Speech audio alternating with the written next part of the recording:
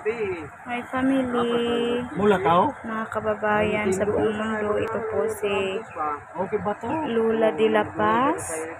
Matanda na siya, so ayon sa kaniyang anak, siya ay 89 years old, pero sa tingin ko hindi siya 89 kasi sobrang tanda na niya, hindi na siya makaano. So kailangan niya ngayon ay pagkain, sa gatas. Ayan.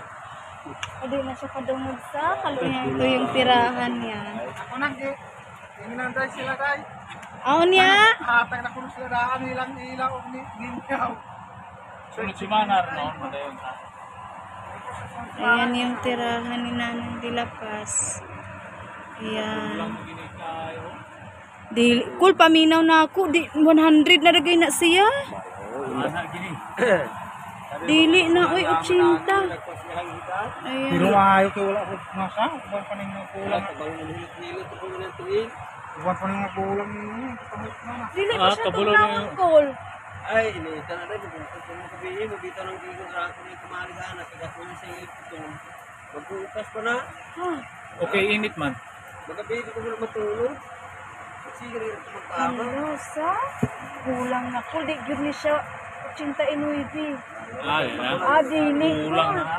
100 ka pinano. Sana gyud naagi ni sa mga 100. Mari lang sa dream kalit ko sa ICD. Kaluya. Ayan si Lula.